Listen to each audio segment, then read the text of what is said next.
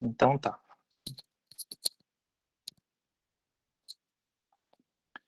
Então, eu vou começar só me apresentando, tá? Eu sou Luiz Fernando, sou médico nefrologista. Me formei pela Universidade Federal do Paraná, fiz residência de clínica médica e de nefrologia no Hospital Evangélico de Curitiba, e foi lá que eu conheci a doutora Cristina. Tá? Então, a gente foi colega de residência, colega de sofrimento lá na residência de nefro. Tá? Então, o tema que ficou para eu falar para vocês foi a de injúria renal aguda, tá? Que a gente usa muito a sigla IRA para definir esse termo, tá? A nomenclatura mudou um pouco, né? A gente tinha o costume de falar insuficiência renal aguda, tá? Mas para que o termo ficasse mais amplo, né, e abrangesse as lesões menos graves, né? Então, a insuficiência renal é um espectro mais grave da injúria renal aguda, né? Então, esse termo ele foi ajustado para injúria renal aguda, tá?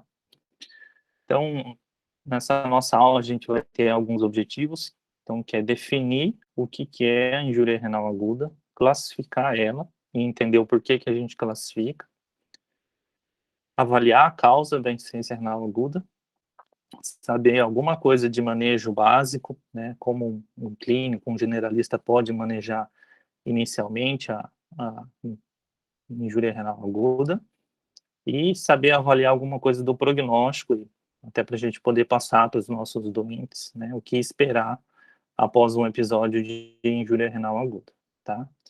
Então, para a gente contextualizar, eu coloquei aqui um caso clínico para a gente entender como que os pacientes, né, como que o paciente pode chegar para a gente com um quadro de injúria renal aguda, tá? Então, vamos lá.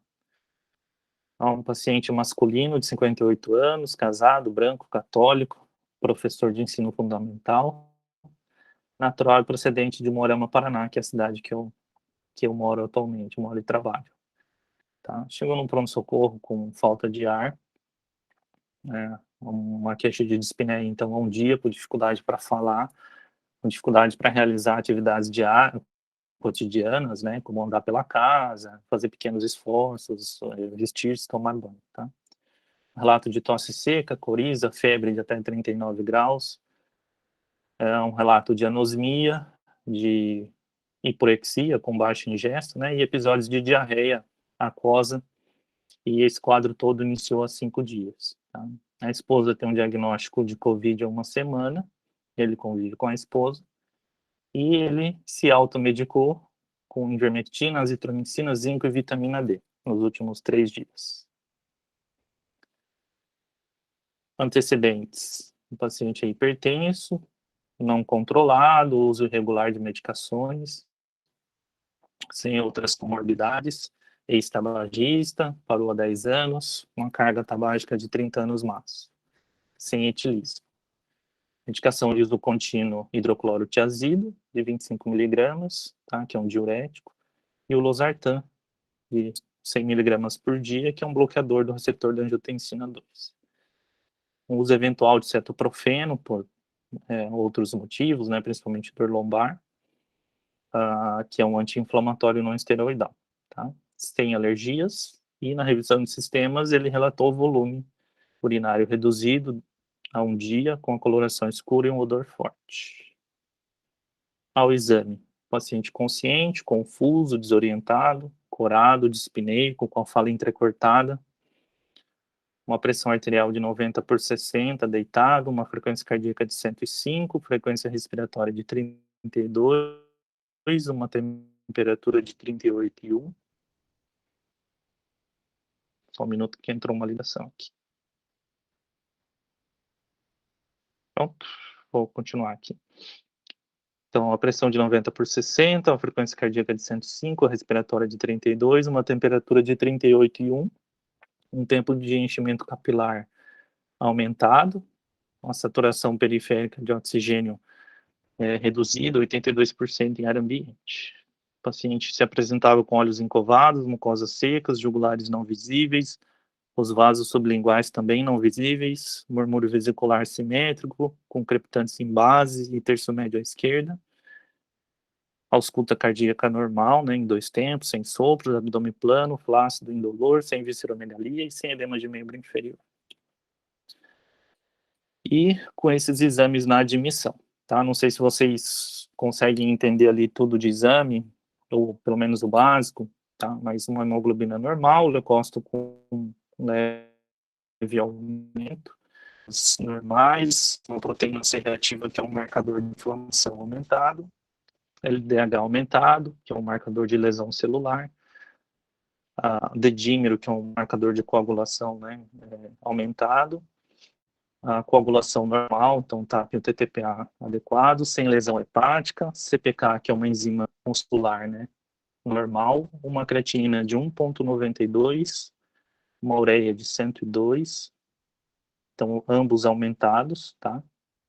Um sódio de 133, um potássio de 3,5, um calciônico normal, fósforo normal, magnésio normal, cloro normal, uma glicose aumentada, 187. Na gasometria, então uma acidose metabólica, na verdade uma acidose mista, né? Então um pH reduzido, 7,28, um bicarbonato consumido de 18, e uma saturação de 89%, com lactato, que é um marcador de perfusão, no limite, tá? O normal é até 2, certo? Então agora eu queria um pouquinho da participação de vocês. Vamos ver se vocês conseguem ajudar aí com algumas respostas, tá? Essa é a tomografia do paciente. Então a tomografia mostrando um aspecto típico de vidro fosco, periférico, né? Compatível aí com o quadro clínico de Covid-19. Certo? Alguma dúvida até aqui? Vocês querem alguma informação do caso, alguma outra coisa que vocês não entenderam? Eu acho que até então tá tranquilo, doutor. Obrigada. Então tá. Então vamos lá, algumas perguntas. Esse paciente tem injúria renal aguda? Se ele tem, como que a gente classifica? Parece uma pergunta boba, fácil, mas a gente vai ver que não é tão simples assim. Tá? Então, como que é o principal marcador que a gente tem para definir o funcionamento renal?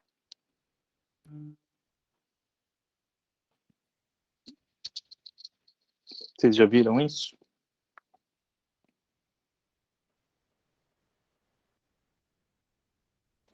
Não, a gente não viu especificamente, mas eu acredito que seja ali os exames de creatinina, ácido úrico, enfim, né, que não mostraram ali no hemograma, se não me engano.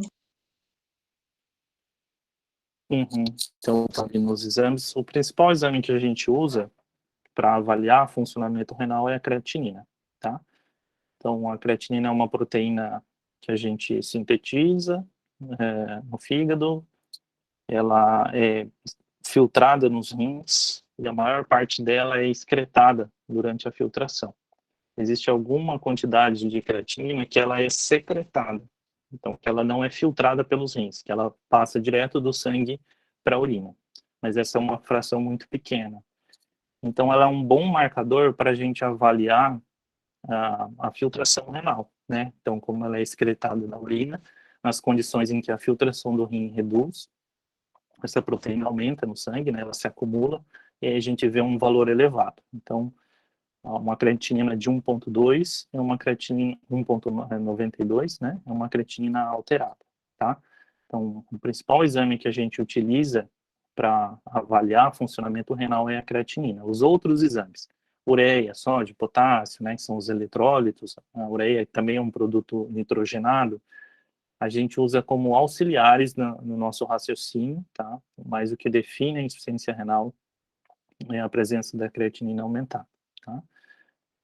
Então, só voltando lá nas perguntas, então o que é a injúria renal aguda? Tá? Então, por definição, uma redução abrupta da função renal e resulta na retenção das escórias nitrogenadas, que são a ureia e a creatinina, né? E a desregulação do volume extracelular e dos eletrólitos, tá? Então, os eletrólitos, principalmente sódio, potássio, cálcio, fósforo e magnésio, e o cloro em algumas vezes, tá? E o equilíbrio ácido básico através do pH e do bicarbonato, tá? São exames que a gente sempre avalia no funcionamento renal. Então, por que aquela pergunta, se esse paciente tem injúria renal aguda, não é tão simples, né? Porque a gente não sabe se essa redução foi abrupta.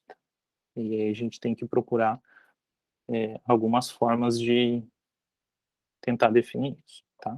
Então, quais são os critérios que a gente tem para definir, né, clinicamente, laboratorialmente, que um paciente tem injúria renal aguda? Então, a gente tem uma diretriz internacional, que é desse órgão chamado CADIGO, tá? Que a gente utiliza ela como base, e ela definiu na sua diretriz os critérios para o diagnóstico da injúria renal aguda, tá? Então, a injúria renal aguda acontece quando a gente tem qualquer um desses 3 critérios. Ou um aumento da creatinina maior do que 0,3 dentro das últimas 48 horas, ou um aumento da creatinina 1,5 vezes o valor da creatinina que o paciente costuma ter normalmente, tá? E esse aumento tem que ter ocorrido nos últimos 7 dias, ou conhecido ou presumidamente nos últimos 7 dias. Ou o paciente tem que ter um volume urinário menor do que 0,5 ml por quilo nas últimas 6 horas. Tá? Então, esses são os critérios que definem a presença de injúria renal aguda. Então, para a gente conseguir definir com certeza de que a alteração da função renal é aguda, a gente precisaria conhecer a função renal do paciente fora desse episódio, né? Então, ter algum exame prévio, ou algum valor em registro de prontuário ou histórico no exame de laboratório, né?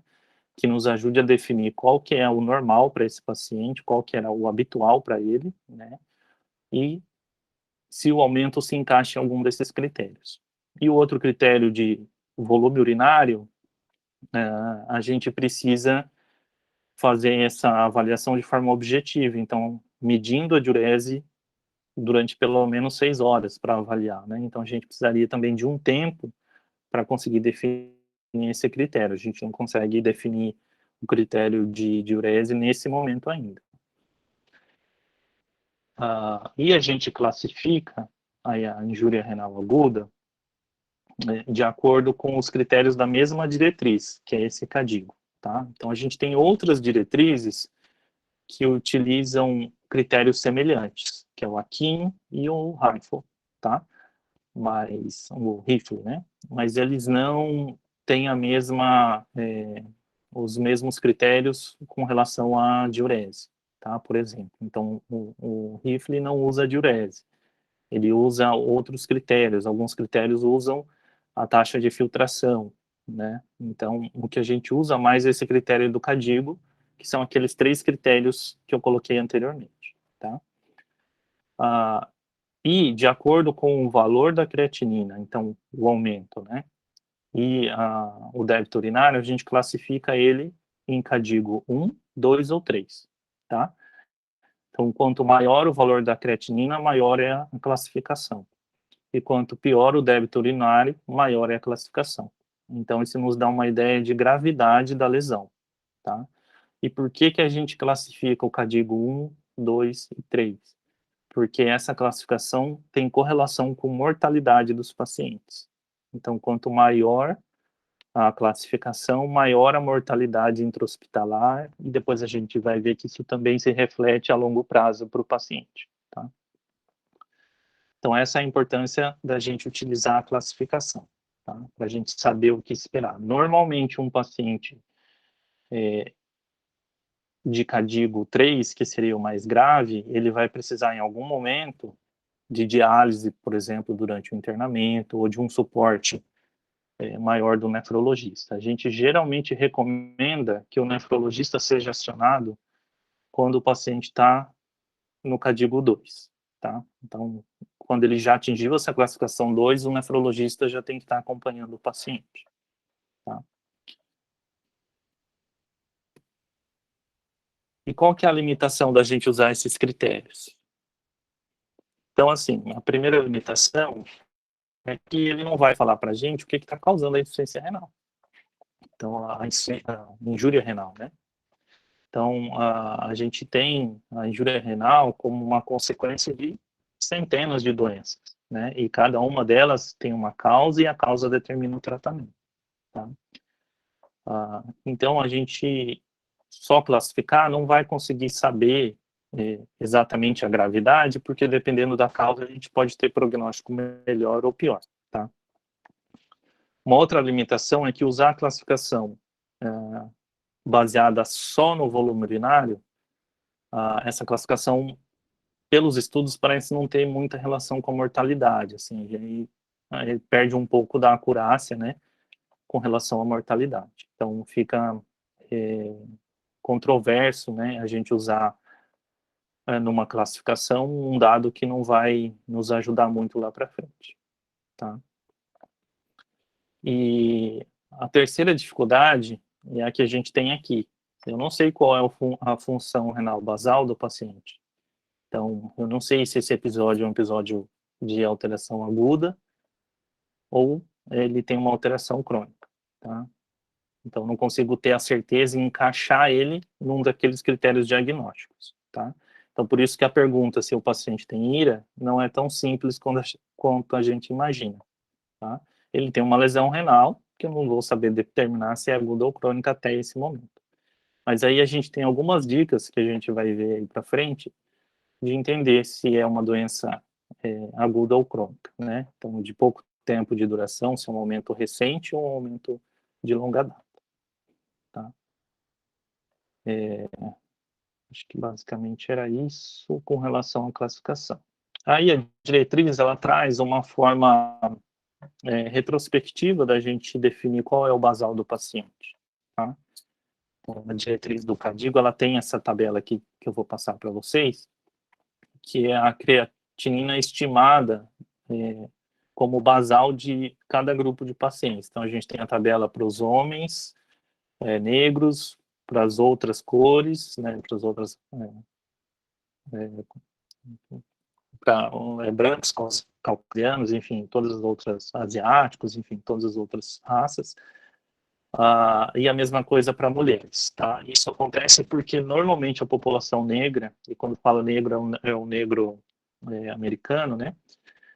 Ele tem uma creatinina basal maior, tá? Então isso vem da massa muscular, de uma questão constitucional. Então essa população tem uma creatinina maior, mantendo uma função renal normal, tá?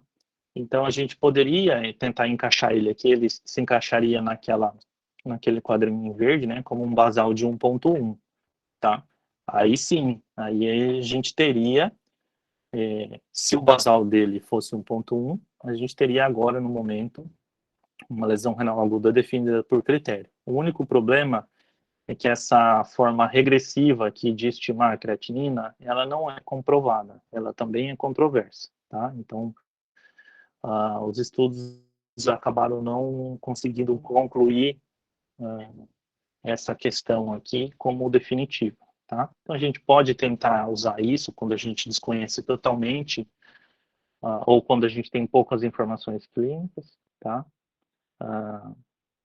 Mas ele não é um dado 100%, tá? Então, será que a gente conseguiu responder se esse paciente tem injúria renal aguda e qual a classificação?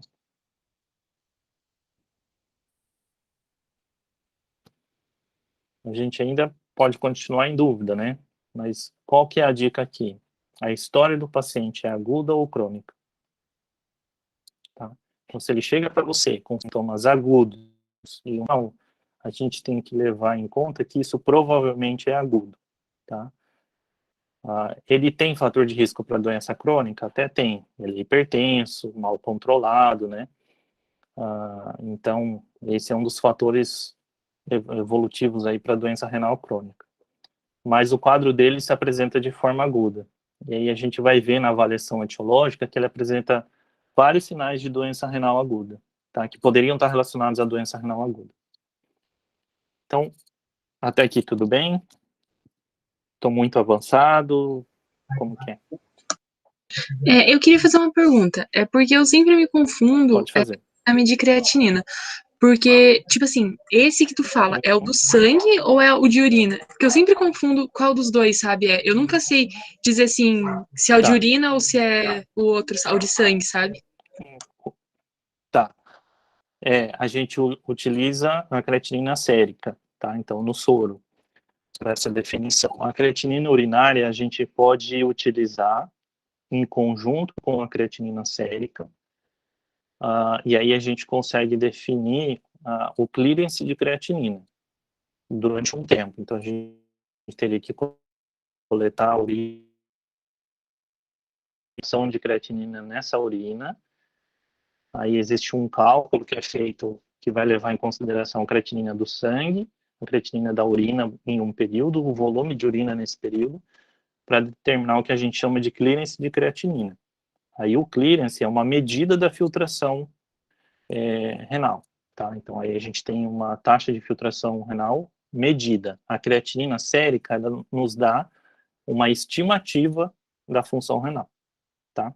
Uma coisa que eu esqueci de falar, quando a gente classifica aqui, a gente sempre vai usar a pior variável do paciente. Então, imagina que ele tem aquela creatinina de 1,9 e o basal dele era 1,1. Então, ele teve um aumento de 1,5, né, a 1,9. Então, ele estaria um CADIGO 1 pela creatinina. Mas vamos supor que ele não está urinando adequadamente. A gente dosou lá o débito urinário e ele urinou 300 ml em 12 horas. A gente fez a conta, deu menos do que meio ml por quilo. Ele seria uma classificação 2, tá? Então, a gente sempre vai usar a pior variável do paciente para classificar ele, tá?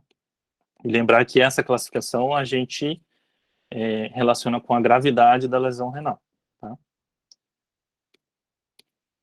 Certo? Mais alguma pergunta? Então tá. E aí, qual que é a etiologia mais provável da injúria renal aguda?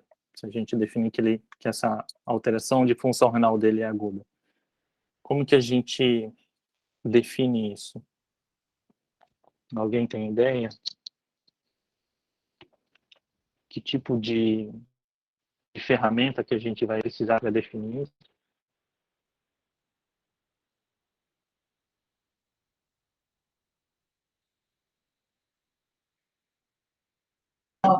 Eu acho que isso vai depender da questão se é crônico ou se é aguda, não é? Porque, tipo assim, se for crônica, tipo, a etiologia dela, ela pode ser, tipo, de uma doença pré-existente, de outros motivos, né? E se for, tipo, uma aguda, pode ser, por exemplo, uma infecção Uhum. viral, algum outro problema. Eu acho isso, né? Não... Isso, isso. Então, a história clínica, né? A gente precisa entender primeiro se é aguda e daí levar em consideração a história aguda para entender a causa, tá? É basicamente isso. Então, talvez não tenha ficado claro, mas assim, esse paciente, eu, por mais que a gente não consiga ter a certeza do critério diagnóstico, que a gente não conhece o basal dele, mas eu classificaria como uma injúria renal aguda, porque a história dele é aguda.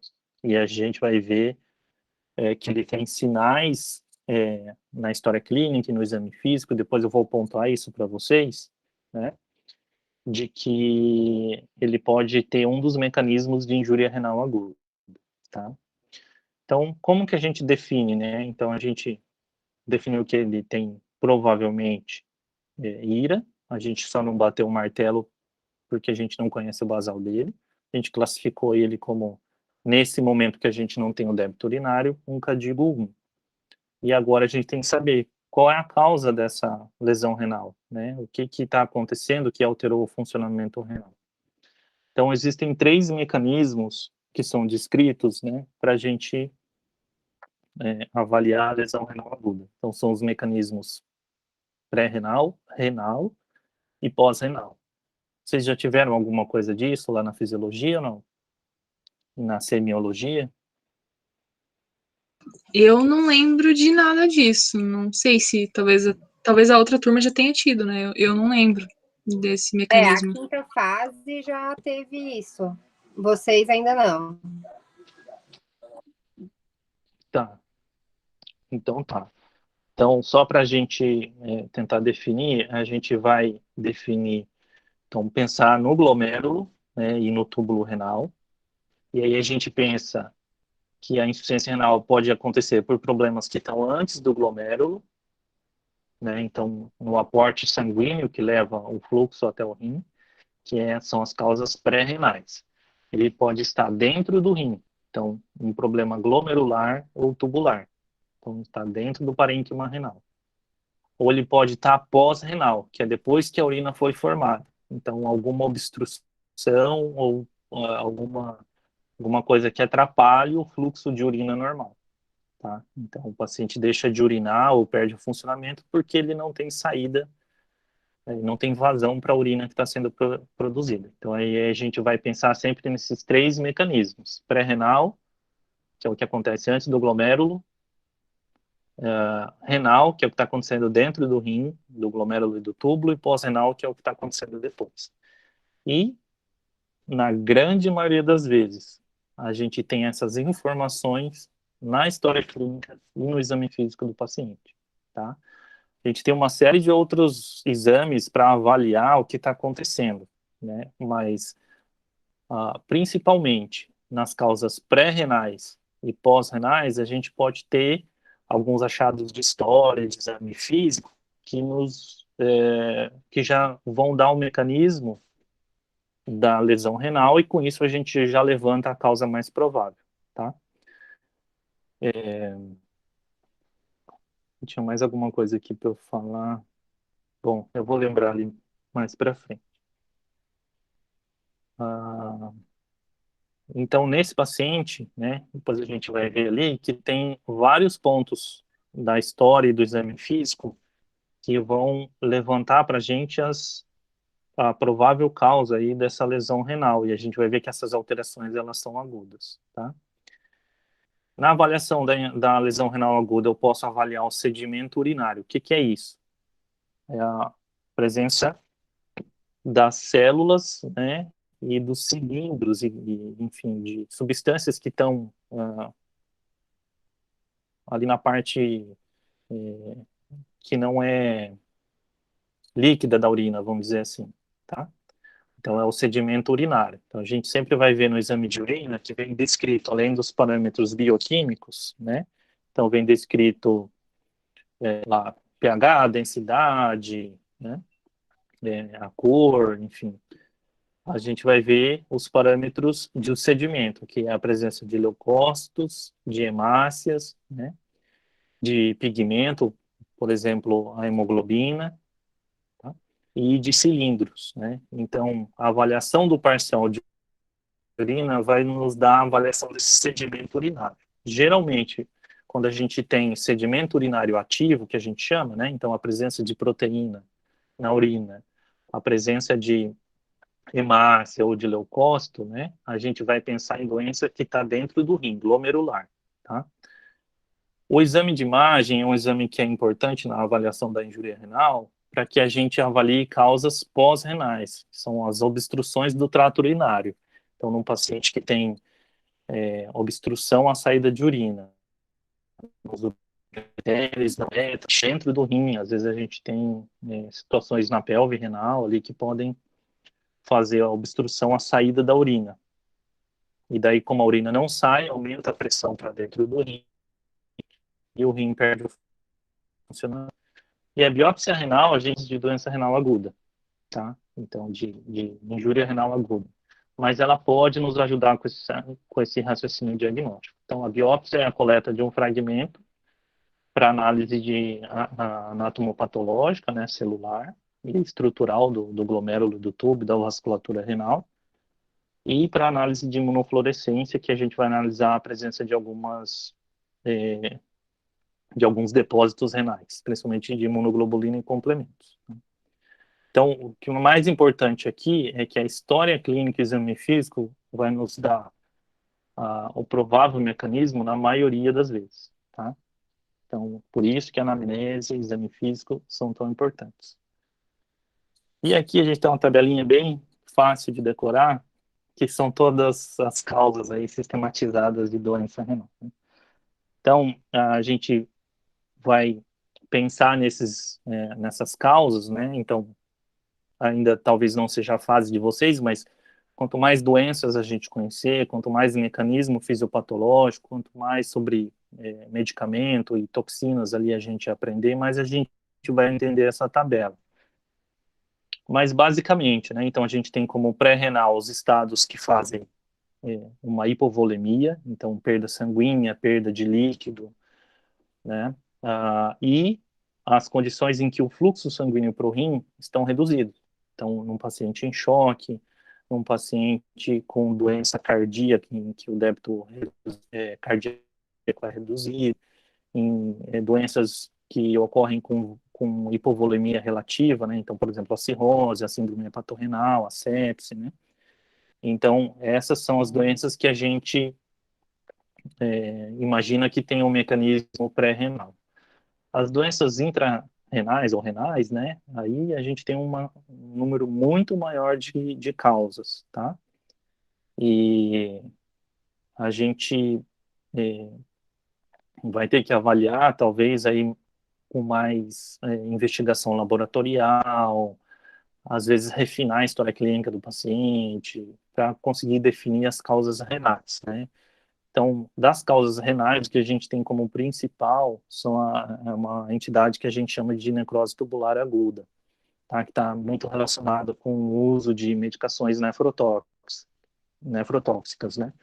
Então, aí é por toxinas. Então, pode estar relacionado com infecção, com a própria sepse, por liberação de mediadores inflamatórios, né? Pelo uso de alguns medicamentos que o paciente pode ter feito uso, por medicações que às vezes a gente prescreve para o tratamento da doença atual e que a gente conhece que tem potencial nefrotóxico, né, mas que são necessárias nesse momento.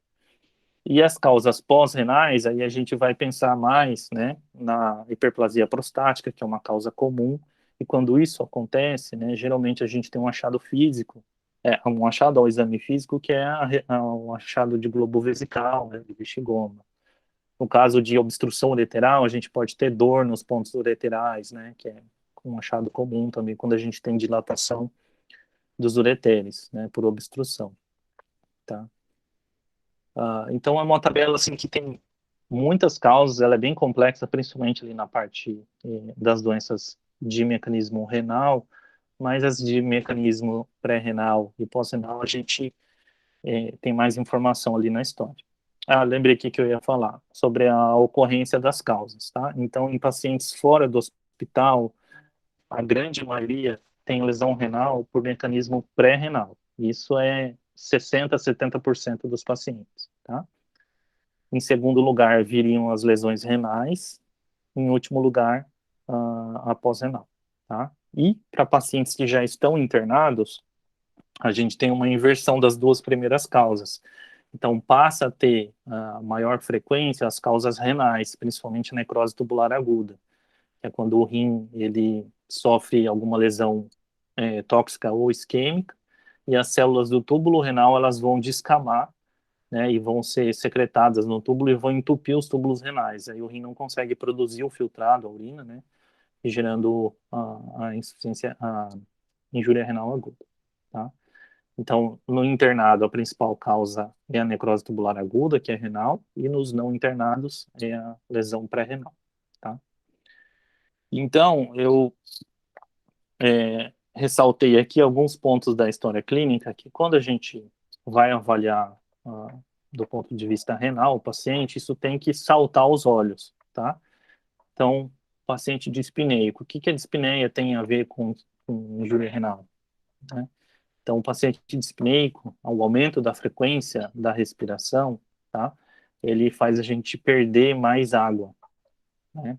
A febre é a mesma coisa. A hiporexia, que é a redução do apetite, leva a uma baixa ingesta de alimentos e de líquidos, né? Então, o paciente com diarreia, ele está perdendo líquido pela eliminação não fisiológica. O paciente tem uso contínuo de diurético, que é a hidroclorotiazida. Então, mais um mecanismo aí de desidratação, né, de perda de depressão do espaço extracelular. Ele usa losartan, que é uma medicação que mexe no fluxo sanguíneo do glomérulo, né? Vocês devem lembrar lá da arteríola aferente, o glomérulo, a arteríola eferente, o sistema renina-angiotensina-aldosterona, né? Então, esse é um medicamento que bloqueia a regulação do fluxo sanguíneo do glomérulo. Então, mais um fator de risco aí que pode levar à lesão renal aguda. O uso eventual do cetoprofeno. Será que ele usou agora o cetoprofeno, que é um anti-inflamatório e também atua na hemodinâmica renal, né, na regulação do fluxo? O paciente tem redução de volume de urina. Então, provavelmente ele tem já sinais de oligúria, né? Ele percebeu isso. Para o paciente perceber, geralmente é uma redução importante. Coloração escura, odor forte, né? Então, coloração escura ou é uma urina concentrada ou é uma urina que tem algum pigmento, tá? Então, a gente não sabe bem ali a coloração, mas já tem que levantar mais um fator ali, né, para a gente ficar de olho. No exame físico do paciente, o paciente está confuso, desorientado, isso pode ser sinal de baixo débito cardíaco, de baixa circulação, tá? Está dispneico, então, mais uma vez, reforça aquela hipótese lá do aumento da perda de água livre, né? Então, a respiração faz a gente perder muita água. Está hipotenso, então o fluxo renal não deve estar adequado. Está taquicárdico, que é mais um sinal de hemodinâmica, né, de circulação inadequada. Está taquipneico, então ele está perdendo mais líquido na respiração novamente. Está febril, tem sinais de redução da perfusão e sinais clínicos de depressão do espaço extracelular. O que é isso? Uma diminuição do volume corporal, né, de líquidos. Isso vai se refletir com alguns sinais de baixo débito e alguns sinais que, por exemplo, são os olhos encovados, as mucosas secas, né? O paciente não tem saliva, a conjuntiva é seca. Às vezes, jugulares não são visíveis, elas ficam inaparentes mesmo com o paciente em decúbito, né? A gente pede para o paciente colocar a língua para cima e a gente não enxerga vaso sublingual. Então, tudo isso, além disso, a gente tem a interurgência da pele, né? Então, tudo isso é sinal de que o paciente tem uma alteração da circulação, provavelmente uma alteração da quantidade de sangue, de volume sanguíneo chegando no rim, e aí isso se encaixa naquele mecanismo pré-renal, que é o mecanismo mais provável para o caso desse paciente, tá? Pode ter outros mecanismos? Pode, ele tem uma doença viral infecciosa que pode levar a uma lesão renal, né, um mecanismo renal de injúria renal aguda, tá? Pós-renal aqui fica difícil de encaixar alguma coisa, né? A gente não, pela história assim, não tenha nada que sugere. Então, assim, nesse caso, eu coloquei muitos sinais para que a gente preste atenção, né, para vocês saberem em tudo que a gente tem que prestar atenção na anamnese, no exame físico do paciente, já pensando em mecanismo de lesão renal. Então, como esses mecanismos são agudos, né, a gente pode dizer que essa lesão renal dele provavelmente é aguda mesmo. Então, ele tem uma história que é compatível com alteração aguda e tem exame físico que é compatível com alteração aguda de funcionamento renal, tá?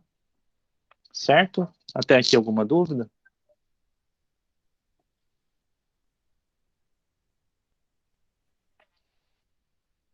Alguém quer perguntar alguma coisa?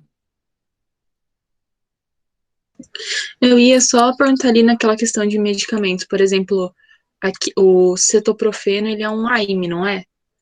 Aí, no caso, Isso, um tipo, anti-inflamatório. e tipo, os anti-inflamatórios, eles acabam inibindo a questão das prostaglandinas, que daí acaba fazendo todo esse mecanismo, né? Tipo, de diminuição de urina e tudo mais. Glandinas. Tipo assim, Aham. é isso, né? Então, tipo assim, se eu pegasse, por Uhum. exemplo, uma pessoa assim, É. tipo, teria que pedir pra retirar esse medicamento, coisa assim? Tipo, ou assim, porque ela já tá sofrendo, talvez esse seja um problema, né? Ou Sim, não, assim. sim.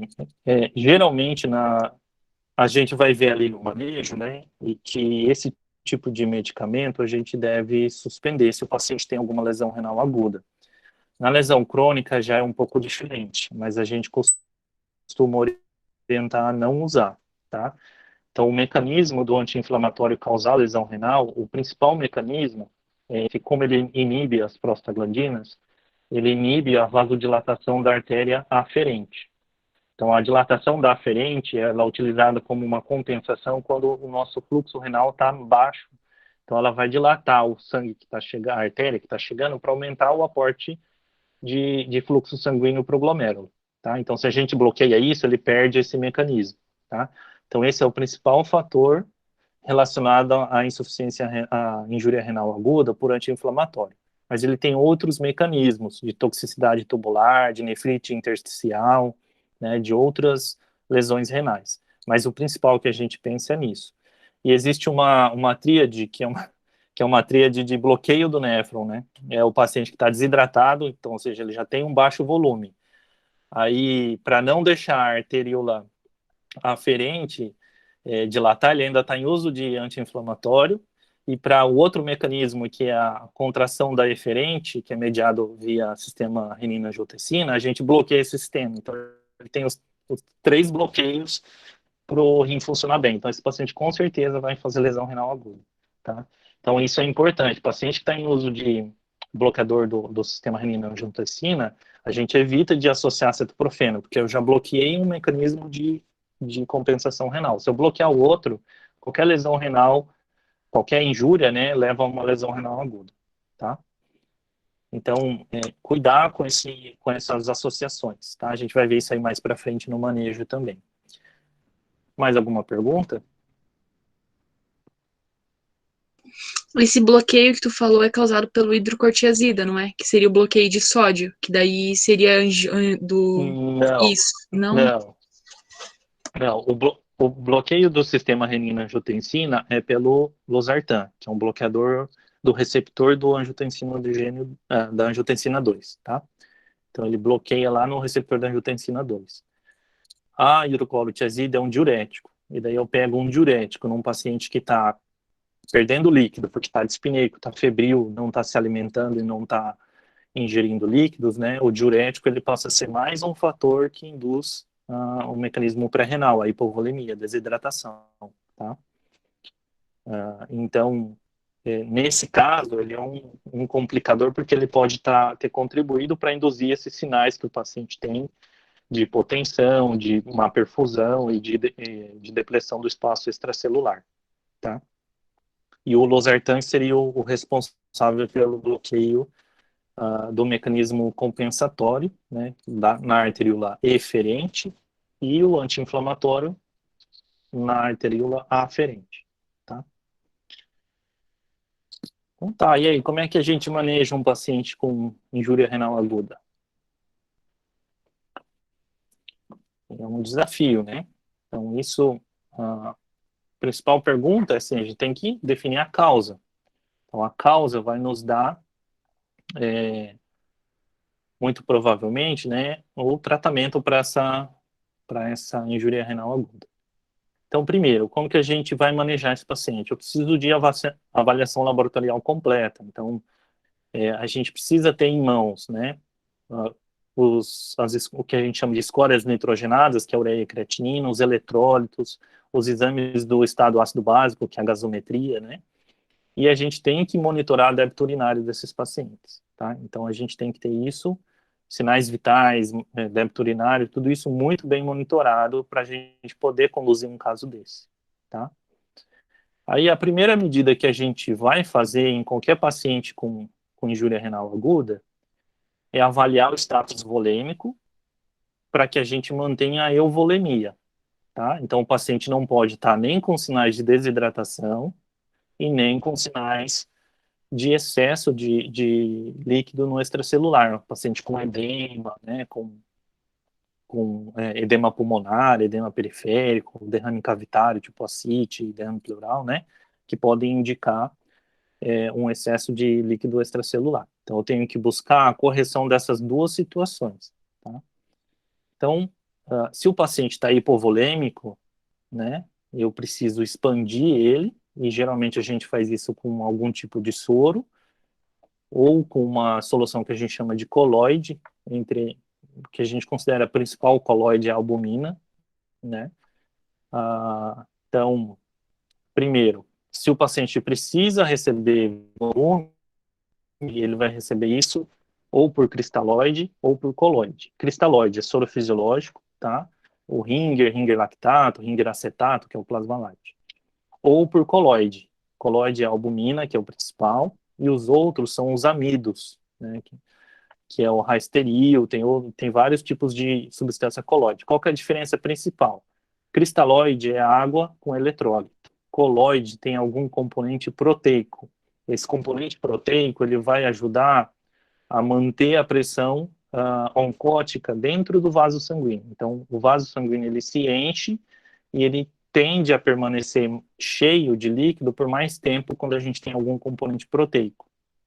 Quando a gente não tem esse componente proteico, a tendência é o vaso se encher de líquido e depois de algum tempo esse líquido ele vai se redistribuir. E daí a gente perde esse efeito do cristalóide. Tem diferença? Provavelmente não, mas cristalóide é muito mais barato e é muito mais acessível. A albumina é caro, não mostrou melhor desfecho quando a gente usa albumina. A gente não usa nenhuma solução com amido, porque amido é ruim para lesão renal aguda, tá? Então a gente só usa ou cristalóide ou albumina. E daí vai depender da tua acessibilidade em hospital, né? Mas geralmente a gente só tem acesso a cristalóide. E dos cristalóides a gente tem então soro fisiológico, tem o Ringer lactato e o plasma light, que é o Ringer acetato, tá? A gente sempre prefere essas soluções que são balanceadas. O que é isso? O soro fisiológico, ele é água, sódio e cloro. Então, o cloro é um ânion que deixa o pH ácido, tá? Então, uma solução que leva o paciente, se ele receber grandes volumes, a tender a ter um pH ácido no sangue. E isso, num paciente que já tem uma tendência pela lesão renal aguda de ter uma dificuldade no controle ácido básico, não seria a melhor solução. Então, a gente prefere essas soluções que têm alguma solução tampão. No caso do Ringer é o lactato, né, ou o acetato, que é o plasma light. Tá? Então, eu sempre preferi essas soluções que são balanceadas. Tá? A gente já tem trabalho que isso reduz a taxa de piora da lesão renal aguda, ou quando a gente precisa hidratar muito um paciente, né, repor muito volume num paciente, a gente induz menos acidose e menos dano renal. Tá? A gente só vai usar diurético. Então, diurético não trata injúria renal aguda. A gente só usa em duas situações.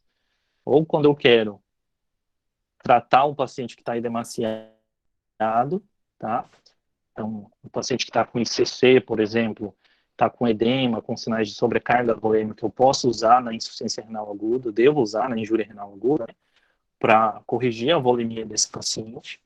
Ou quando eu quero estressar o rim, e isso tem um valor prognóstico, a gente chama de teste de estresse com furosemida.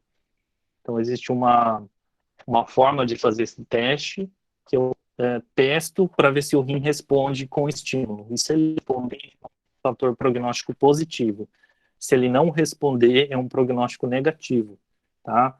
Tem uma acurácia de mais de 80% de que esse paciente vai progredir até a classificação 3, que é a classificação de maior risco de mortalidade e de diálise. Tá? Então, eu posso usar nessas duas situações, mas ele em si, ele não trata a injúria renal aguda. Tá? Ele só entra no manejo como uma forma da gente corrigir volemia. Então, esse paciente que a gente demonstrou no caso aqui, ele está hipovolêmico, ele tem sinais de hipovolemia. Eu não vou usar diurético nesse caso, a não ser que depois que eu corrigir a volemia dele, eu queira fazer um estresse renal para ver se ele responde, tá? Manter a pressão arterial adequada. Então, o paciente está hipotenso, eu preciso corrigir. O paciente que está hipotenso, ele não urina, tá? Então, ele pode estar cheio de líquido, por exemplo, numa insuficiência cardíaca que está com aumento do volume extracelular, mas se eu não tenho pressão adequada, perfusão adequada, o rim não vai funcionar, tá? Então, eu preciso que esse paciente tenha uma pressão mínima, e daí é controverso. A maioria indica uma pressão maior do que 65 a 70 milímetros de mercúrio. Isso é a pressão arterial média, tá? Não é pressão sistólica nem diastólica. A gente tem que fazer a média da pressão, um cálculo matemática ou utilizando a pressão invasiva, né, que nos dá esse valor automaticamente, acima de 65 milímetros por mercúrio, de mercúrio. Manter mais alto do que isso é controverso. Tem estudos que mostraram que os pacientes evoluem com menos disfunção renal quando a gente mantém nível pressórico mais alto, tá?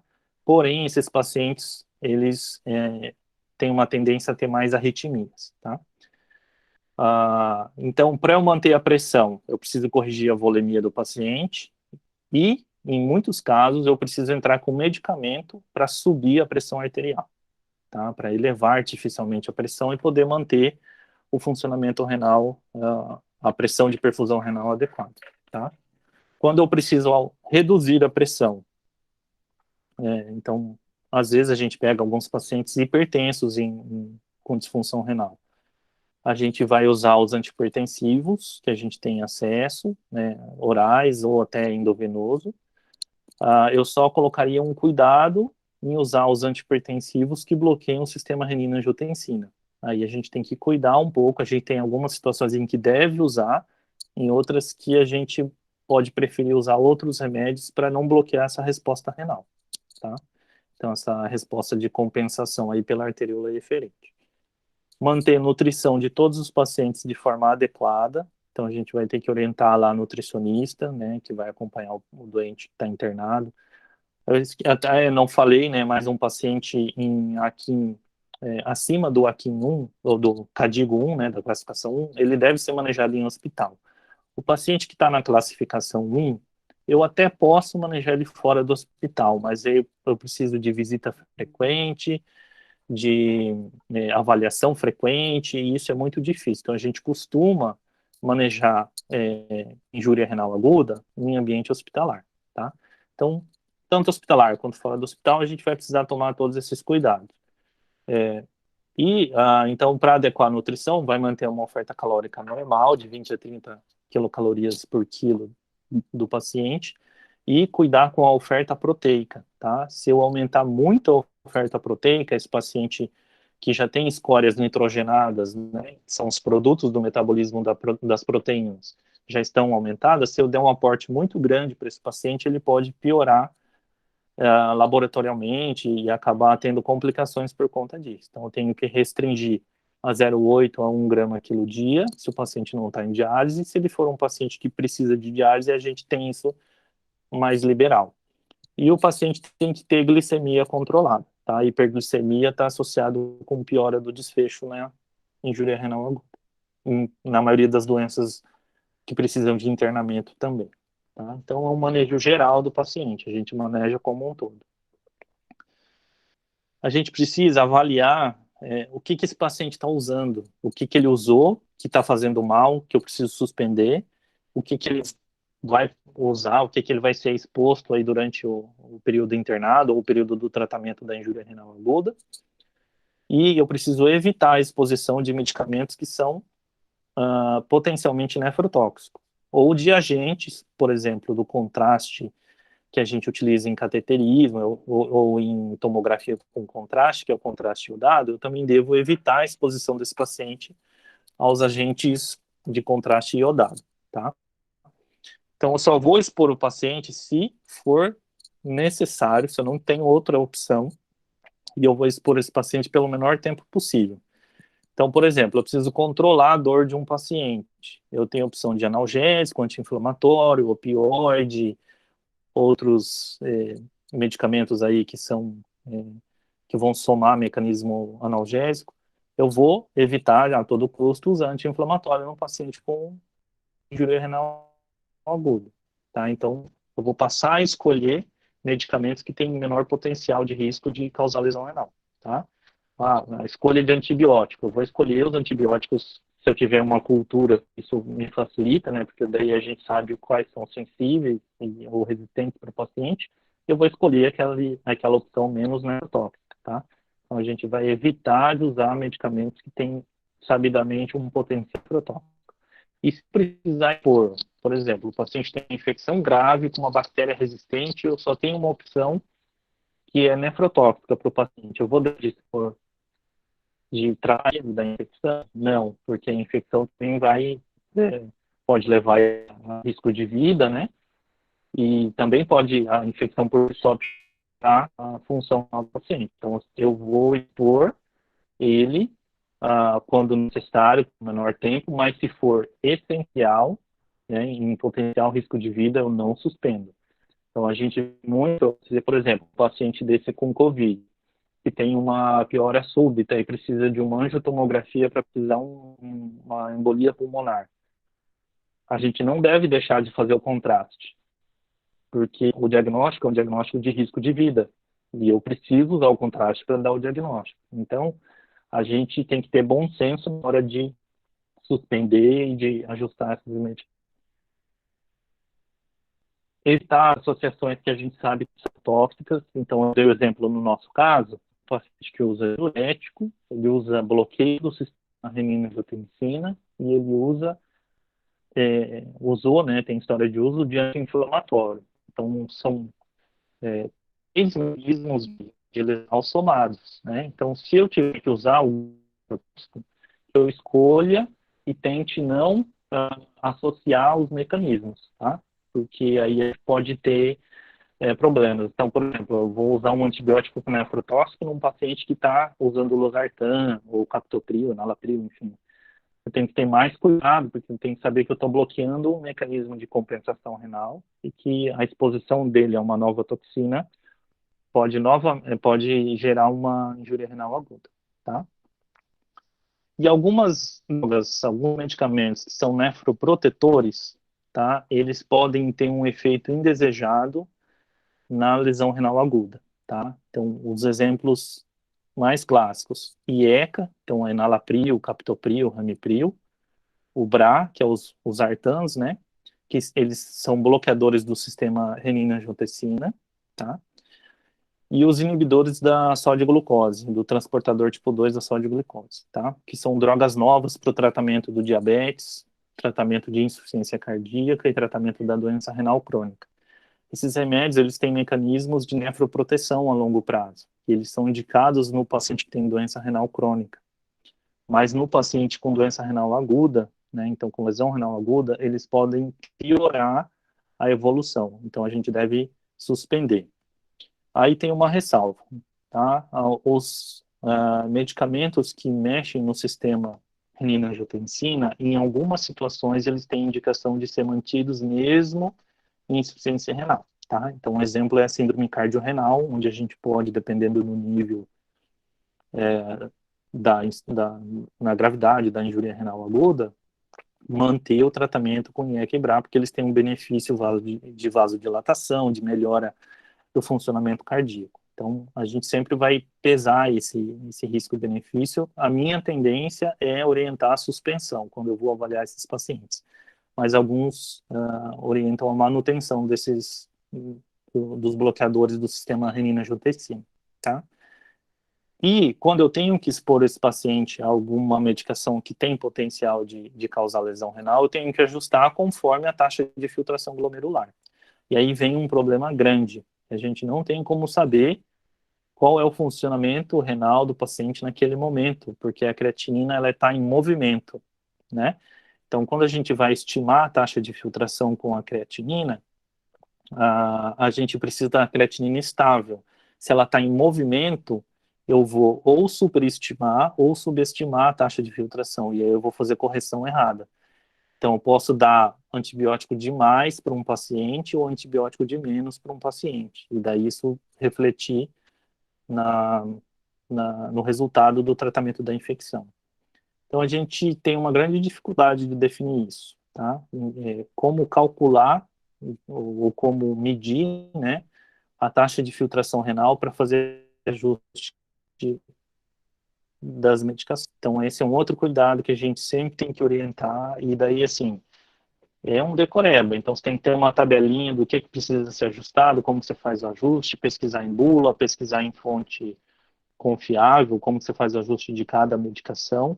É bem trabalhoso você revisar a prescrição de um paciente com lesão renal aguda e ficar alterando todos os medicamentos que precisam ser ajustados, tá? E aqui é só a tabelinha aí com as principais medicações que estão associadas com lesão renal, né, os nefrotóxicos. Então, a gente tem os antibióticos aminoglicosídeos, né, que é a amikacina, a gentamicina, que são os principais que a gente usa. Opa, caiu aqui. Em hospital.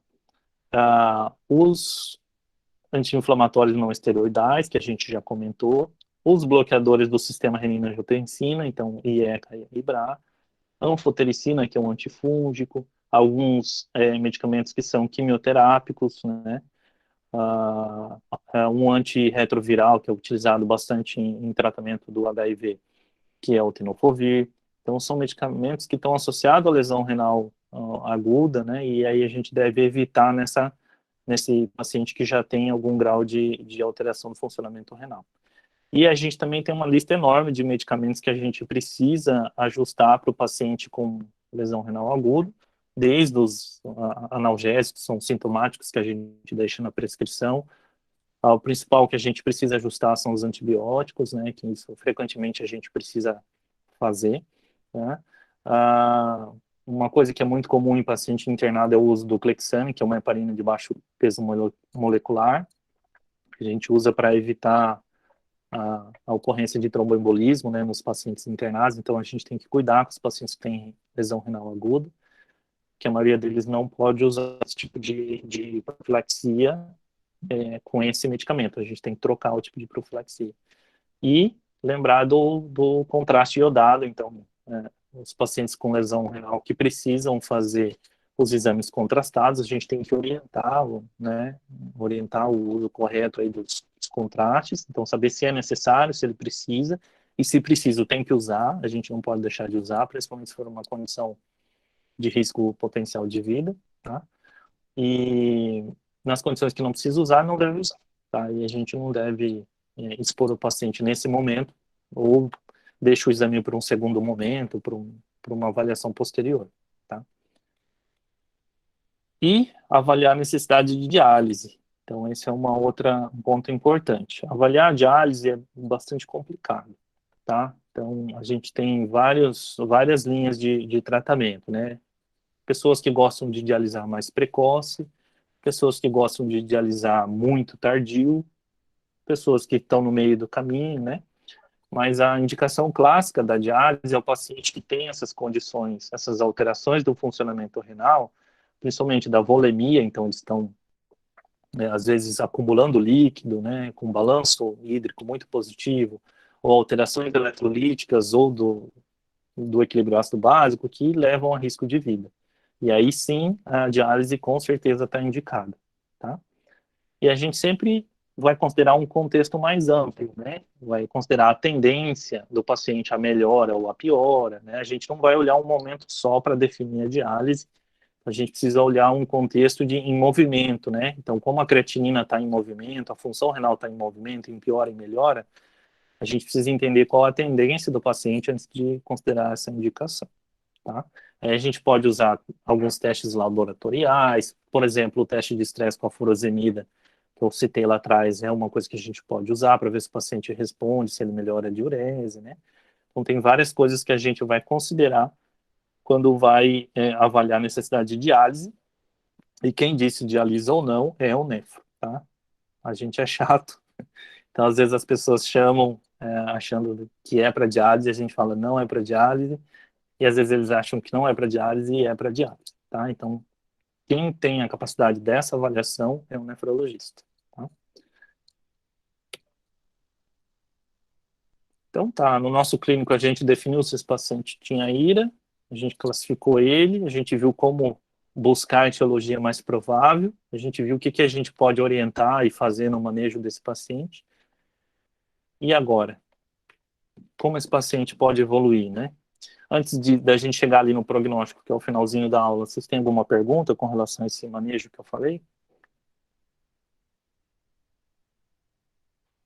Acho que essa parte talvez seja mais avançada aí para o estágio que vocês estão na faculdade, né? Para o momento que vocês estão. Então, talvez vocês não conseguem ainda ter um entendimento de todas as situações, mas é importante que a gente precisa falar desse cuidado geral aí com o paciente. Alguma pergunta?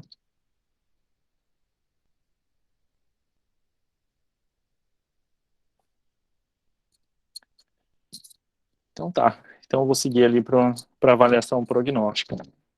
Então, qual que é o prognóstico de um paciente que desenvolve a injúria renal aguda, né?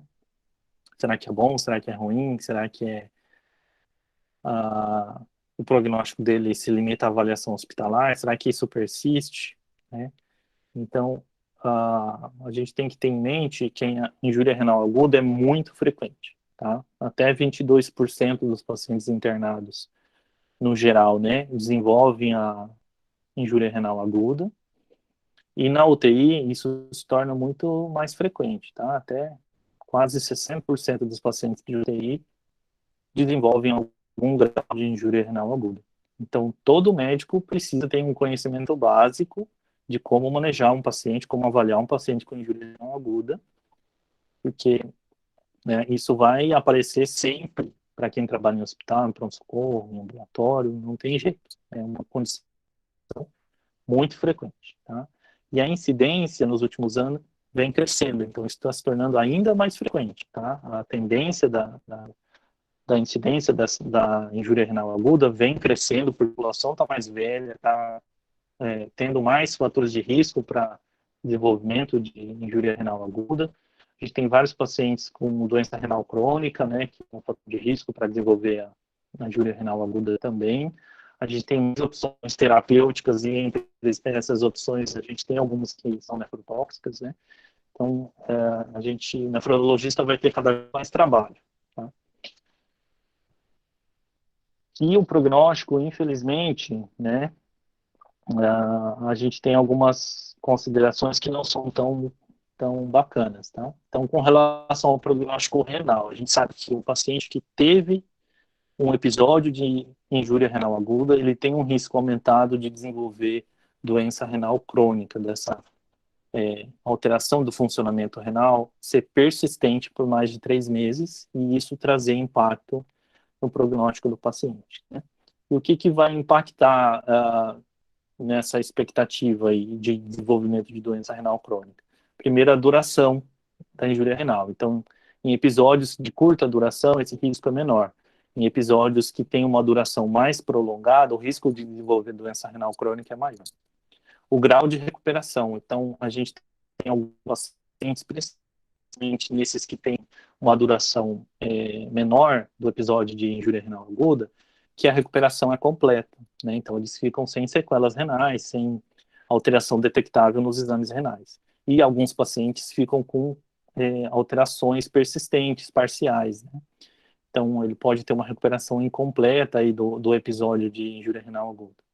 Tem muitos pacientes que fazem injúria renal aguda que eles têm fatores de risco para recorrência do episódio. Então, por exemplo, pacientes com insuficiência cardíaca estão sob risco constante de fazer alterações agudas do funcionamento renal, né? Então, a existência da recorrência dos episódios de injúria renal aguda aumenta a progressão para a doença renal crônica. E os pacientes que usaram terapia renal substitutiva, diálise, em qualquer das suas modalidades, tá? Seja contínua, intermitente, prolongada, até mesmo na diálise peritoneal, que a gente usa pouco em injúria renal aguda, eles podem ter um risco aumentado de persistir com dano renal crônico. Alguns saem do hospital em diálise, tá? Eles não têm recuperação do funcionamento renal, já saem como crônicos. Outros podem sair em diálise, mas ter recuperação mais para frente, isso eventualmente acontece, tá? Ou podem ter recuperação intra-hospitalar e sair sem a diálise, mas com algum grau de disfunção renal, tá? Que vai persistir ao longo do mês.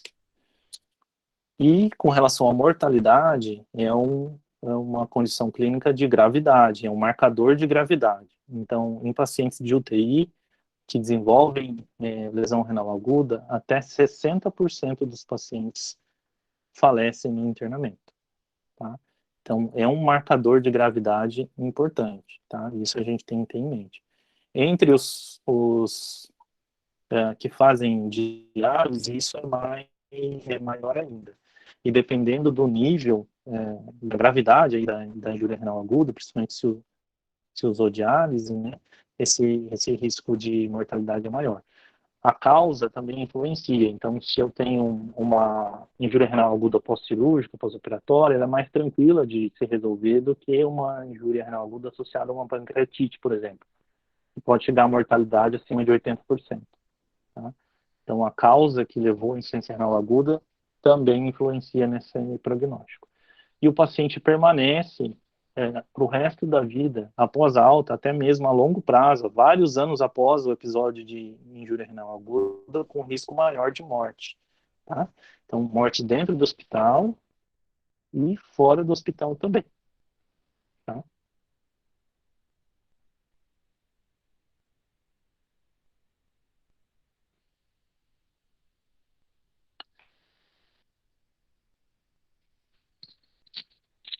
Oi, então, meu...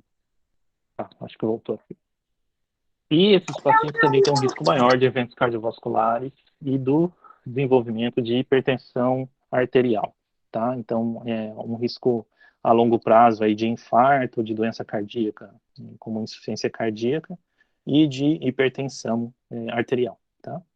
Então, era isso que eu separei para conversar com vocês. Aí são as referências que eu usei, né? Então, o principal deles é o KDIGO, que é tem os guidelines para tratamento, para manejo aí da doença renal aguda, né? Então, a gente tem um guideline de 2012, é já antigo, mas ele está em revisão. Tem essas controvérsias aí que foi um planejamento do próximo guideline, né? Algumas questões foram levantadas para eles elaborarem o próximo guia de tratamento. E um material que é bem legal é o do AJKD, que é o Jornal Americano de Doenças Renais, que é bem legal, tem vários materiais legais lá, de nefrologia. E o UpToDate, que sempre é uma fonte excelente de estudo para todas as especialidades. Então é isso, pessoal. Não sei se alguém Gente, tem alguma pergunta, algum comentário. se alguém quiser mandar pergunta no chat também eu posso ler. Oi, gente, eu queria agradecer, Luiz. Sempre ótimas aulas. Me lembrei das nossas sextas-feiras na residência. Muitas terças-feiras. Uhum. Quer dizer, vários dias. Só um pouquinho que eu vou mudar aqui o meu... não era só as sextas, né? As sextas eram nossos casos. Era caso clínico, por isso que eu lembrei. Mas eram vários dias. A gente tinha aula. Aqui agora só no computador. Vou ficar aqui. Então, sexta-feira, nossos casos clínicos, né, que a gente discutia muita coisa legal que acontecia lá no hospital, né? Vários casos. A gente trabalhou num hospital que era muito grande, né? O Hospital Evangélico de Curitiba. Era referente de queimado, então a gente tinha muito queimado com doença renal aguda, tinha cirurgia cardíaca, tinha hemodinâmica, então exposição ao contraste, as cirurgias de alto risco, trauma grave. Então a gente foi exposto a bastante coisa aí na residência, né? E a gente tinha aula todos os dias da semana, antes de passar a visita. Tá bom,